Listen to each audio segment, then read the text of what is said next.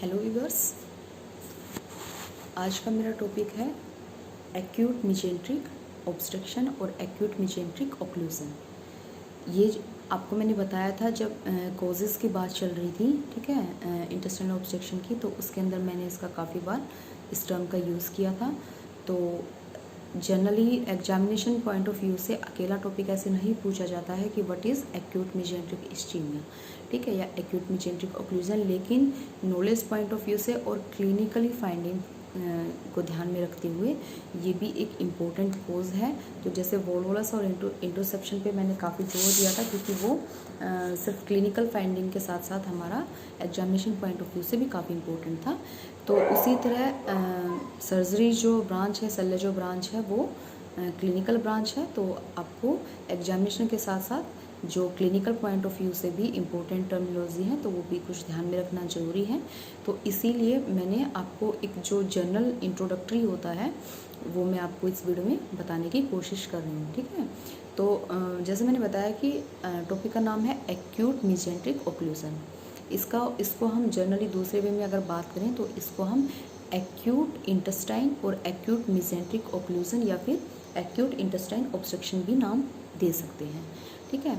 ये जब मैंने बात की थी, आपको याद होगा वोल्वुलस का, तो मैंने बताया था कि वोल्वुलस क्या होता है, ट्विस्टिंग या फिर रेडियल क्या होता है, रोटेशन, ठीक है, एक्सियल रोटेशन, सॉरी, ट्विस्टिंग और axial rotation about it's mesentery.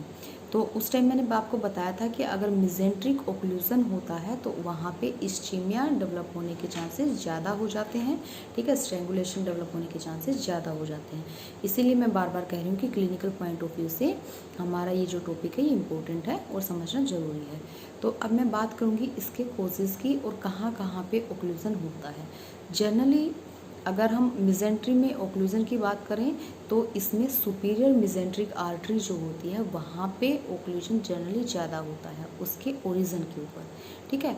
और ओक्लूजन का रीज़न क्या होता है, मेनली सुपीरियर मिजेंट्रिक आर्टरी के अंदर ओक्लूजन का रीजन है कि उसके जहाँ पर ओरिजिन होता है वहाँ पे थ्रोम्बोसिस कई बार मिलता है, ठीक है। तो जिसकी वजह से वहाँ पे ओक्लूजन होने के चांसेस ज़्यादा होते हैं।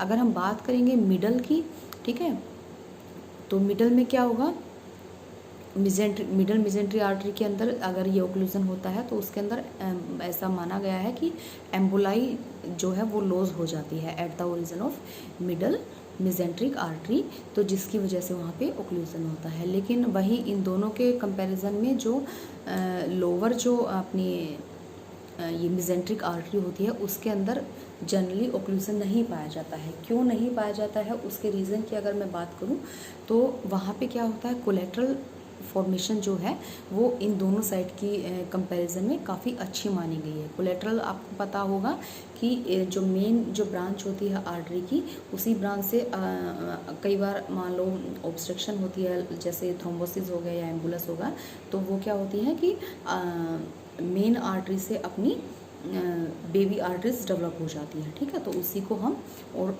जो पार्ट है उसको अपना ब्लड सप्लाई करते हुए चलती हैं, तो उसी को हम बोलते हैं कोलेट्रल्स। तो जनरली जो लोअर मिजेंट्रिक आर्टरी होती है उसको क्लिनिकली साइलेंट बोला गया है यहाँ पे, ठीक है। तो अगर हम इसकी रीज़न की बात करें कि जनरली एम्बुलस जो है, जैसे मैंने बताया कि मिडल जो है वो एम्बुलस की वजह से ओक्लूड होती है, और अपर के लिए भी मैंने बताया था, सुपीरियर के लिए भी मैंने बताया था कि थ्रोम्बस फॉर्मेशन होती है। तो अगर हम इसके कोजेस के बारे में बात करेंगे कि एम्बुलस कौन से पेशेंट को जनरली लॉस हो सकता है, ठीक है, तो ये मेनली जो पेशेंट होंगे वो कार्डियक हिस्ट्री उनकी होगी, लाइक आर्टियल फिब्रिलेशन की पेशेंट हो सकती है, मतलब मेल फीमेल कोई भी हो सकता है, ठीक है, या फिर थ्रोम्बोएंजाइटिस ओब्लिटरेंस हो सकता है पेशेंट को, या फिर मायोकार्डियल इन्फार्क्शन का पेशेंट हो सकता है, या फिर ऑर्टिक एनोरिज्म का पेशेंट हो सकता है, ठीक है। तो ऐसे पेशेंट को एम्बोलिज्म की प्रॉब्लम हो सकती है। अगर हम प्राइमरी कोजेज़ की बात करेंगे तो प्राइमरी कोजेज़ में अगर पेशेंट को हिस्ट्री है पोर्टल पाइमिया की, पोर्टल हाइपरटेंशन की, ठीक है, या फिर लास्ट में बताया था मायोकार्डियल इन्फार्क्शन की, या फिर एथेरोस्क्लेरोसिस जैसी कार्डियक डिजीज़ अगर पेशेंट को है तो उन सब के अंदर भी ये हो सकता है। अब जनरली इस इस डिजीज़ के अंदर क्या होता है कि हेमरोजिक इन्फाक्शन होता है। जहाँ पे भी ओक्लूजन होगा मेजेंट्रिक का, वहाँ पे हेमरोजिक इन्फाक्शन होने के चांसेस होते हैं मोस्टली। स्मॉल बाउल ऑब्स्ट्रक्शन की या फिर बाउल ऑब्स्ट्रक्शन की अगर हम बात करें तो इनके अंदर बाउल के अंदर जो लेयर है तो वहाँ पे केवल म्यूकोजल लेयर के अंदर ही कुछ हद तक रेजिस्टेंट होता है कि वो जो इंजरी होती है, ठीक है, किसी भी एंटीबॉडीज़ की वजह से जो इंजरी होती है उसको उससे प्रोटेक्ट कर सके। ये जो कैपेसिटी होती है ये जनरली केवल म्यूकोजल वाल के अंदर ही होती है, ठीक है। लेकिन अगर ऑब्स्ट्रक्शन हो गया है तो उसके अंदर क्या होता है कि धीरे धीरे स्वेलिंग होने लग जाती है अपनी इंटेस्टाइन्स की भी, ठीक है, और वो डिस्टेंडेड होने लग जाती है। और जितने भी जो एक्सुडेट्स जो होते हैं, मतलब जो कि जो एक्सुडेट्स का मतलब क्या होता है, जो भी डेब्रिज होती है, ठीक है, या फिर जो भी कलेक्शन होता है वो सब, जिसकी वजह से क्या होने लग जाता है, या तो कैविटीज़ के अंदर बाहर ट्रांसफॉर्म होने लग जाता है, या तो फिर पेरिटोनियल कैविटीज़ के अंदर, मतलब पेरिटोनियल कैविटी के अंदर बाहर आने लग जाता है, या फिर ल्यूमन के अंदर आके कलेक्ट होना चालू हो जाता है, ठीक है।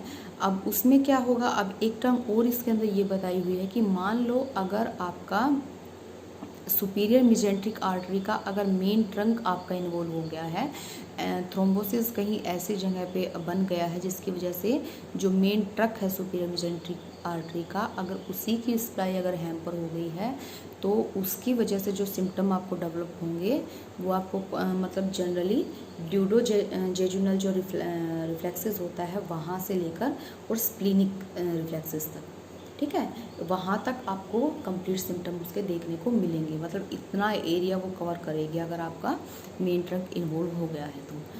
और अब हम साइन सिम्टम की जैसे बात करेंगे तो साइन सिम्टम भी इसमें जैसे मैंने बताया कि पेन जो है, पेन की जो सीवियरिटी होती है वो बहुत ज़्यादा होती है। वोमिटिंग की अगर मैं बात करूँगी तो वोमिटिंग भी इसके अंदर परसिस्टेंट रहती है, स्टार्टिंग में डेफिकेशन भी हो सकता है, ठीक है।